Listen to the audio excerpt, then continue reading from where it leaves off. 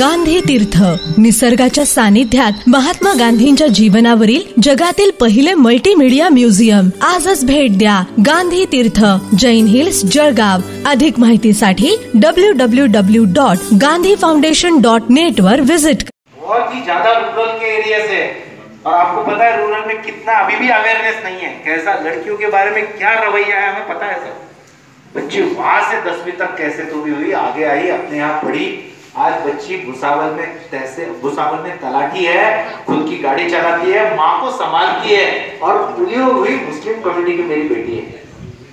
ये हर बच्चा आगे जा सकता है. तो हमें और एक बार एक साथ आएंगे मैं आपको रिक्वेस्ट करूंगा, हम करियर काउंसलिंग पर काम करना चाहिए. क्योंकि हम अभी जो कॉम्पिटिटिव की मैं बात कर रहा हूं वो है 50% बच्चों के बारे में. ज्यादा से ज्यादा सब मिलाकर भी कॉम्पिटिटिव में बच्चों को बैठा के करियर किया तो ये आपके क्लासरूम के ज्यादा से ज्यादा 40% बच्चों का काम होगा. 60% का क्या, बाकी के बच्चों का क्या करेंगे? तो इसके लिए करियर काउंसलिंग के लिए हमने एडवांस लेवल पर काम करना होगा. ये 5 बातें जो मैंने आज कही है आपसे, इन 5 बातों में यदि हम काम करें डिवोशन से, मैं आपको बताता हूं आज का दिन आप ध्यान में रखना. यदि आज से हमने ये तय कर लिया कि मेरे जिंदगी में ये काम मुझे करके दिखाना है, और यदि आप उस पर लग गए कंसिस्टेंटली, तो आप 5-10 साल के बाद मुझे याद करोगे, इन सबको याद करके कहोगे अच्छा हुआ आपकी वजह से हमें जिंदगी का अर्थ पता चल गया. आप पता है आप नहीं तो रिटायर हो जाएंगे 10-20 साल में, और यदि आपको पूछा कि क्या किया तो बताने के लिए कुछ नहीं होगा. रेगुलर गए, रेगुलर आए, सही किया, जैसा इन्होंने बोला वैसा किया. क्या चेंज होना चाहिए पता है? ये कोई आपको नहीं बताएंगे, आप उनको बताएंगे. क्योंकि एजुकेशन फील्ड में हम ये लोग नहीं है. आप समझ रहे हो? लेकिन होता क्या है, इसमें पूरे दिल से जो घुस गए हैं, इनमें से 2-4 लोग मैं देखा कि नहीं ऐसा होना ही चाहिए, अपने रूल से बच्चे जाने ही चाहिए. ये जो लगना है ना, ये अपने इसमें आना होगा. सही बात बता. और ये क्यों आना चाहिए? बच्चे तो आगे जाएंगे, आपको जो महसूस होगा ना 5-10 साल के बाद, मैं उसके बारे में शब्द में बता नहीं सकता. Your life would be meaningful. देखो आप 60 के बाद रिटायर होने वाले बहुत से लोग होते हैं, कुछ पूछा 10 मिनट भी बात नहीं कर पाएंगे कि जिंदगी में किया क्या. और टीचर का तो क्या किया स्टूडेंट बताते हैं, टीचर को बताने की जरूरत नहीं है, स्टूडेंट बताते हैं. मेरा एक बेटा भी एसपी एक्सरसाइज है, तो वो उसके यहाँ बताता है कि ये टीचर ने मेरे लिए क्या किया. तो इसलिए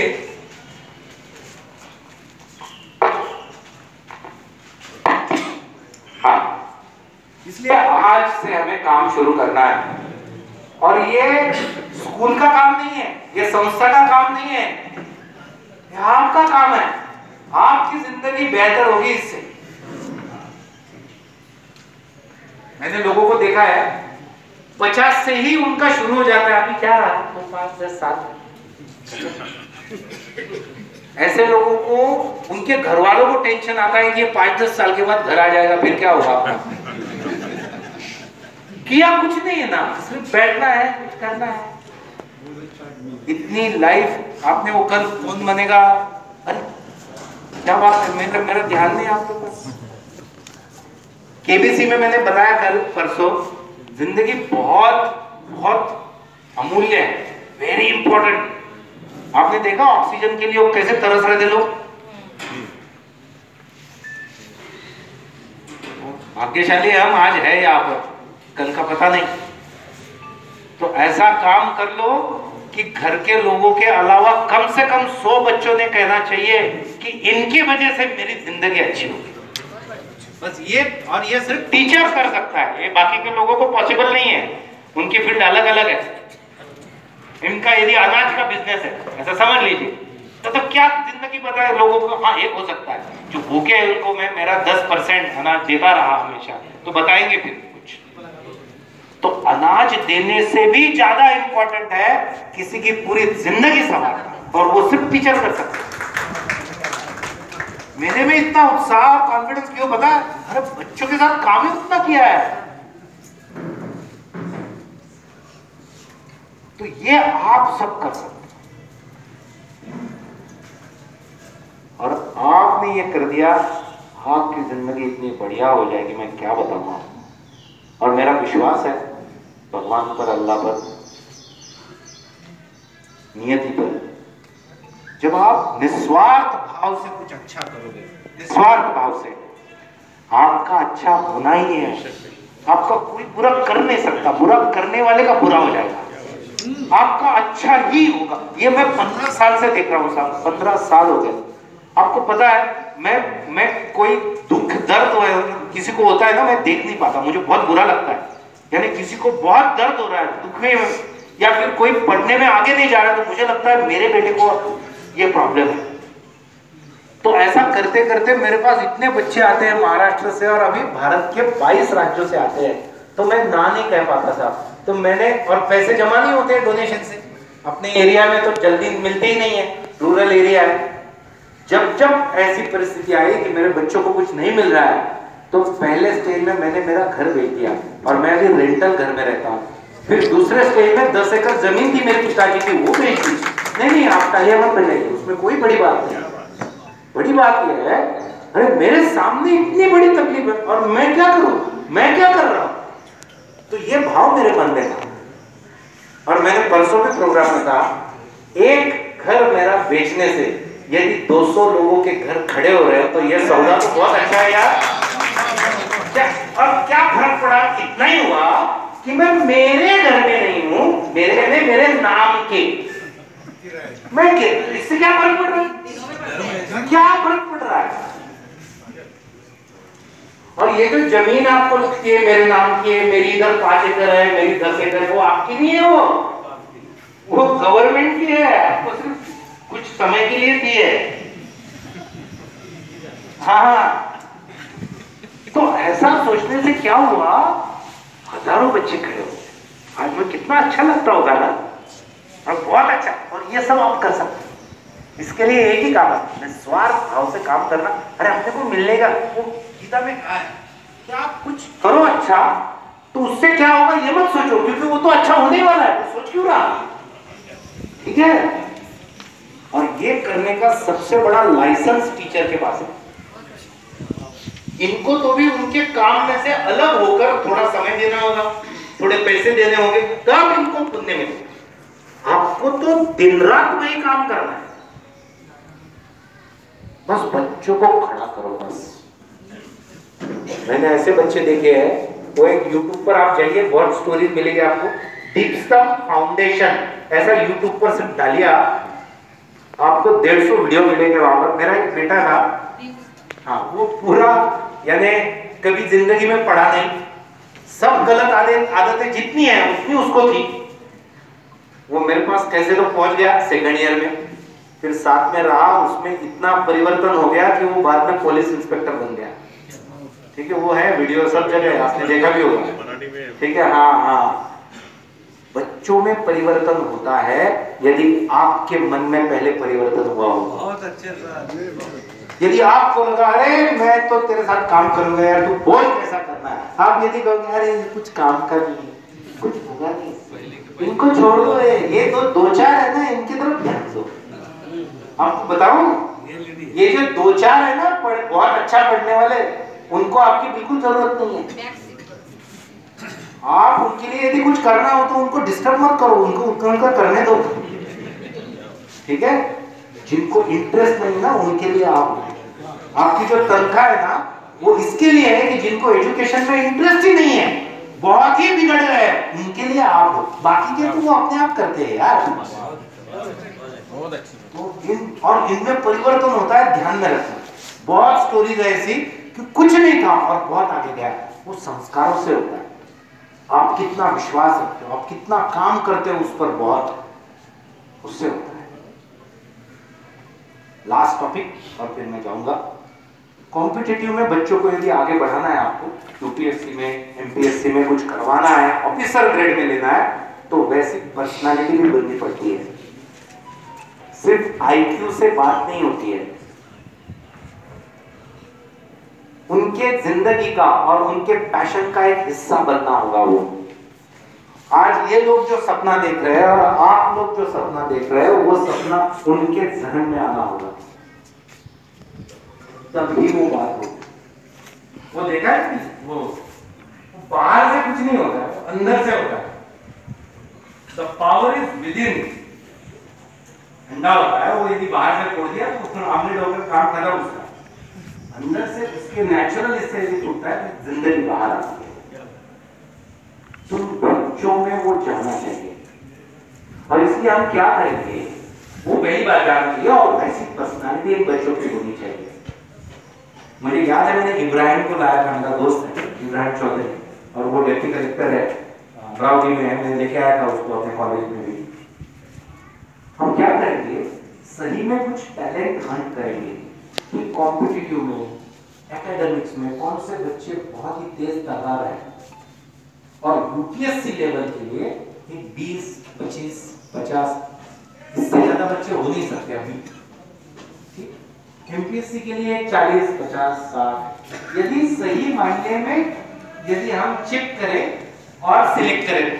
वैसे तो इच्छा तो बहुत लोगों की हो जाएगी, ठीक है, लेकिन वो इच्छा नहीं है, वो आकर्षण है सिर्फ, ठीक है। तो ऐसे यदि बच्चे निकाले हम और उन पर फोकस होकर काम करें, तो आज से 5-7 साल के बाद आपको उसमें से कुछ बच्चे आगे जाके दिखाई देंगे। और ये काम 12 साल पहले पूरे देश के जैन कमेटी ने ऑलरेडी किया है। 12 साल पहले वो सारे ऐसे इकट्ठा है, जैसे तू बड़ा मैं छोटा, तू उधर का, वो छोड़ सब बैठ गया। अपने बच्चे आईएएस बनने चाहिए, आईपीएस बनने चाहिए, आईआरएस बनने चाहिए, क्योंकि जैन बच्चे नहीं थे तब, सारे चार्टर्ड अकाउंटेंट बनते थे। ठीक, एक साथ बैठ गए पूरे देश के जैन 50, और उन्होंने कहा ठीक है ये करना होगा। उसके लिए क्या करना होगा, कुछ नहीं, बच्चों को चुनना होगा, उनको ट्रेनिंग देना होगा, इतना इतना पैसा लगेगा। उन्होंने कहा ठीक है चलो 100 करोड़ रुपए बाजू में रखो, तो वो 50 × 2 100 करोड़ हो गए, बात खत्म, आगे बोलो। फिर प्रोफेशनली काम, बच्चों को चुनना, बेस्ट क्वालिटी के ऑर्गेनाइजेशन में उनको डालना, वहां उनका फॉलोअप लेना, 2 साल 3 साल उनको करना, ऐसा 12 साल कर रहे हैं। तो आपको पता है अभी तक लगभग 650 बच्चे ऑलरेडी आईएएस, आईपीएस, आईआरएस बन गए साहब। हाँ, कितनी अच्छी बात है, ये हो सकता है। इसके लिए एक लक्ष्य होना चाहिए और सेल्फलेस होना चाहिए, मेरा तेरा, मैंने किया, उसने किया, बाकी के सारे इसी में पीछे पड़े, वो आगे निकल गए। शार्प है ना, उनको समझता है भविष्य में क्या ज्यादा जरूरी है। डिफेंस में अपने बच्चे आगे जाने चाहिए, कम से कम 50 एग्जाम्स है सिर्फ डिफेंस की, कॉम्पिटिटिव एग्जाम। पता ही नहीं अपने बच्चों को, वो बहुत बार पुलिस के आगे जाते ही नहीं है। तो हमें सुपर क्लास 1 के लिए कुछ बच्चे सर टैलेंट हंट करना होगा। मैं बताता हूँ, जलगांव में से 10 या 15 बीसी हो सकते हैं, 10वीं से 12वीं से लेकर आगे पीछे वाले। 10वीं के पहले सिर्फ हमें हर कॉम्पिटिटिव एग्जाम के लिए जो बेसिक जरूरत है उतनी देनी है, ध्यान में रखना। हर बच्चे की तरफ आईएएस बन के मत देखो, वो पॉसिबल नहीं है और वो गलत भी है। लेकिन जिनके इसमें वो टैलेंट दिख रहा है, उसको हम एक्सपोजर देंगे, फिर उससे वो लगेगा कि यस मैं करना चाहता हूं, फिर उसको हम आगे बढ़ाएंगे। ठीक है ना, जैसा ये नीला कलर है, ये लाल कलर है, इसमें से कौन सा अच्छा है?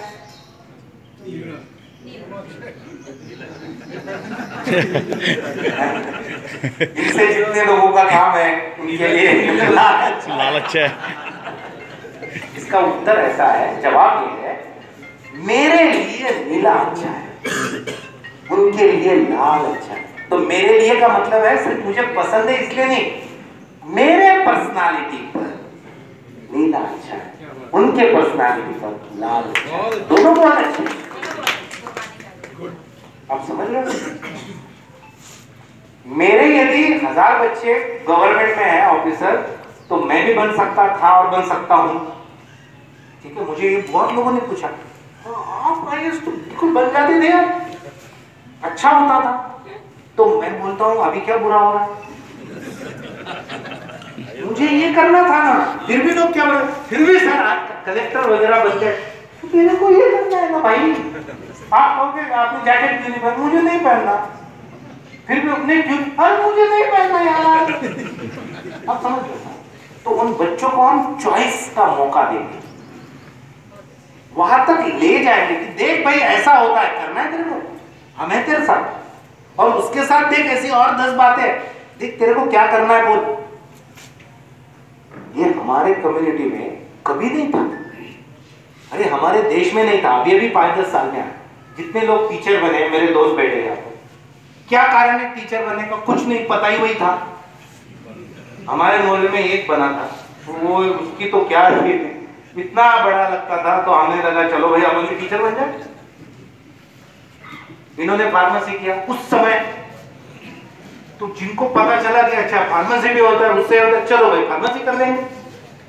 तो पहले बात थी कि पेट के लिए यार वो जॉब तो मिल जाए, ये बात पहले थी, अभी वो बात नहीं है। अभी ये बात है कि मैं और आगे कैसे जाऊंगे, और आप आगे तब जाओगे जब आपके प्रकृति के अनुसार आप चुनोगे, मेरे में क्या हुनर है उसके अनुसार मैं काम करूंगा। अभी मेरे में क्या हुनर है आपने देख लिया। अभी ये मुझे चार्टर्ड अकाउंटेंट के काम के लिए सलाह देने के लिए बुलाएंगे क्या कभी? कभी नहीं बुलाएंगे। मैं आया तो भी बोलेंगे बाहर बैठो भाई, मेरे में वो हुनर नहीं है ना। हाँ, ये ऐसा कुछ काम है तो वो मेरे को बुलाएंगे, क्यों? मेरे में है वो, तो हमें ये ढूंढना है। पहली जनरेशन जाएगी सर, यार मैं बोलता हूँ आप बहुत बढ़िया काम कर रहे हो, सही बताता हूँ। पहली जनरेशन आपको इतनी दुआएं मिलेगी, और दुआएं पहुंचने की भी जरूरत नहीं होती, वो मिलते रहती है।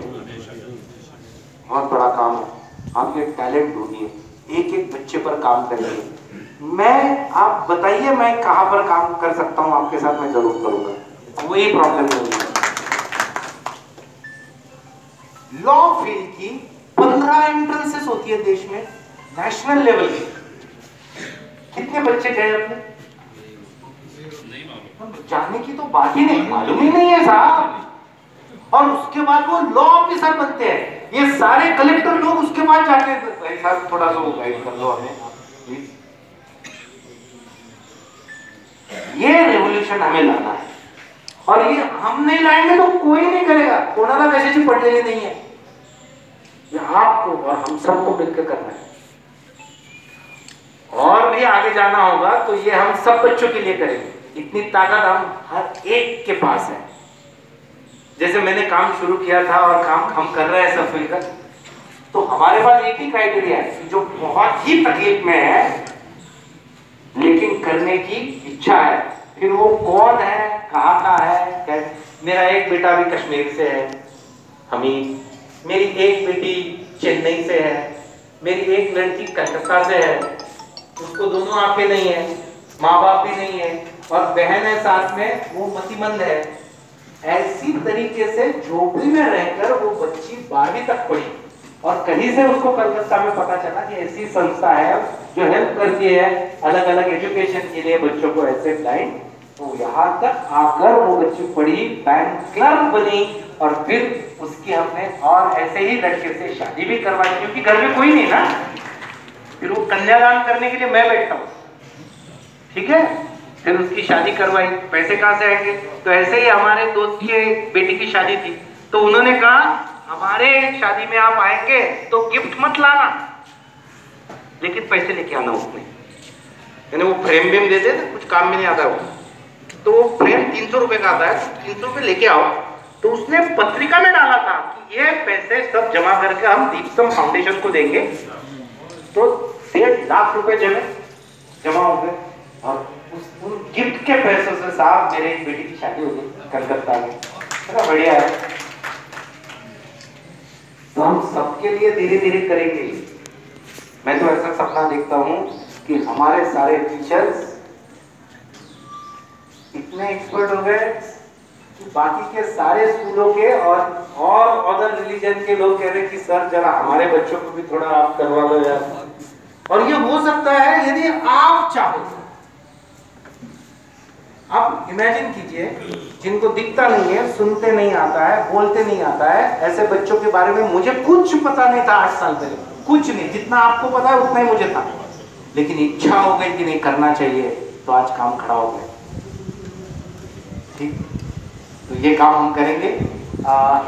टैलेंट हंट में क्या क्या करना है, कैसे करना है, इसके बारे में हम एक बार मीटिंग करेंगे, आपके साथ स्ट्रेटेजी डिसाइड करनी। ये 7-8 साल का काम है साहब, इसमें 7 साल के पहले आपको रिजल्ट ही नहीं आएगा। 4, 5, 6, 7 साल तक काम करना होगा। इन बच्चों के लिए ऑनलाइन कोर्सेस हो गए अभी, जिनकी परिस्थितियां बिल्कुल ठीक नहीं है, ऐसे बच्चों को 10वीं 12वीं आप मेरे को दे दो, मैं उनको पूरा बेसिक तैयार करवा दूंगा। अभी लगभग 27-28 जिलों से बच्चे अपने यहाँ पढ़ते हैं जलगांव में, और बहुत ज्यादा बच्चे भी ऑनलाइन करने लगे। तो इस फील्ड का तो करवा देंगे, बाकी के फील्ड के एंट्रेंस का भी करवाएंगे। 7 बच्चों को स्कॉलरशिप मिलती है। एक लास्ट एग्जांपल देता हूं, निकल रहा हूं। एक चेवनिंग स्कॉलरशिप है इंग्लैंड की। तो मेरा एक बेटा, उसके पिताजी के पास 1 ही एकड़ जमीन है, वो भी विदर्भ में है, गोरडवाऊ। तो आप समझ सकते हो क्या होगा, ठीक है। उसने ग्रेजुएशन किया, पोस्ट ग्रेजुएशन किया, मेरे पास यहाँ काम भी किया, बैठा सीख रहा था। उसने 2 साल तक वो एक चेवनिंग स्कॉलरशिप आती है, उसके लिए उसने 2-3 बार बहुत कोशिश की। उसके लिए एंट्रेंस होती है, फिर से वो किया, इंटरव्यू होता है, उसका प्रिपेयर किया। उसको 75 लाख रुपीस की स्कॉलरशिप मिली है, और उसकी 2 साल की पढ़ाई अभी सारी पोस्ट ग्रेजुएशन की लंदन में होगी। क्यों हमारे बच्चे क्यों नहीं जा सकते? जा सकते हैं। और वहां से अभी उसको यूनाइटेड नेशन में जॉब मिलेगी। हम जिले की बात कर रहे हैं। सो ये पहले हमें सोचना होगा, ये सपना हमें देखना होगा, हमारे बच्चे जाएंगे, जरूर जाएंगे, क्यों नहीं जाएंगे। और उसके लिए 6, 7, 8, 10 साल काम करना होगा, फिर बाद में काम नहीं ज्यादा करना पड़ेगा, क्योंकि एक परंपरा शुरू हो जाती है। ठीक है, तो आज मुझे यहाँ पर बुलाया, मुझे बहुत अच्छा लगा। मैं और रुकता, लेकिन मुझे और आगे जाना है। और मैं फिर से मैं दोहराना चाहता हूँ, मैं बहुत ही विनम्रता से आपके प्रति आदर व्यक्त करता हूँ कि आप बहुत अच्छा काम कर रहे हैं। सब लोग हम साथ मिलकर काम करेंगे। धन्यवाद।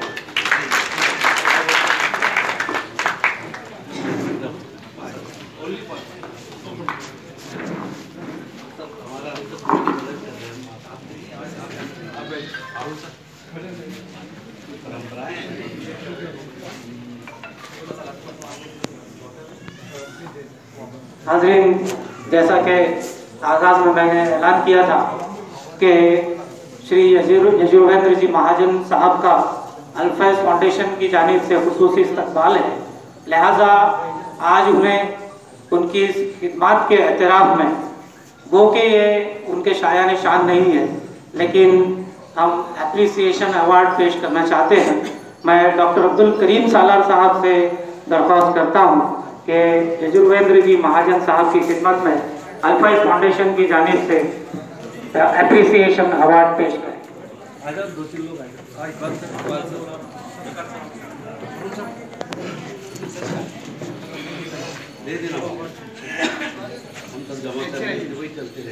फिर अलग हो जाओगे। नहीं अलग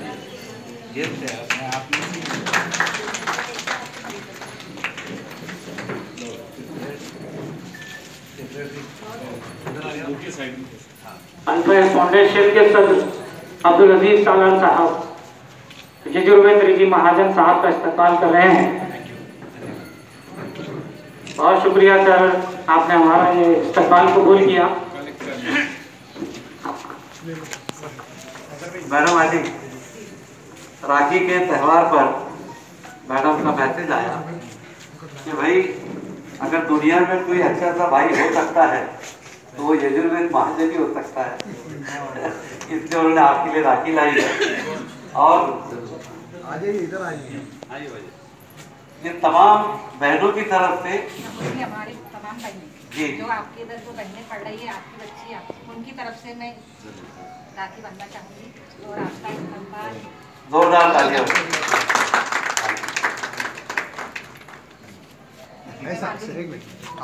एक माजूर बच्चियाँ इनके हाथ पर राखी बांधती है पैरों से, ये उनकी कबूल कर लेते हैं तो मैं तहे दिल से इनको मेरे पास राखी तो नहीं है, मगर एक नेचुरल फूल मैं इनके लिए राखी के तौर पर बांध रही हूँ, ये कबूल करे बहन को।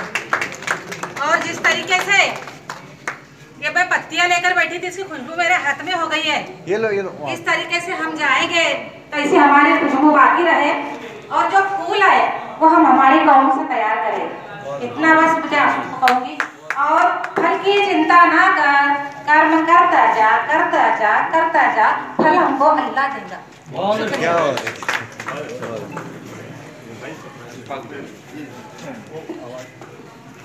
बैठ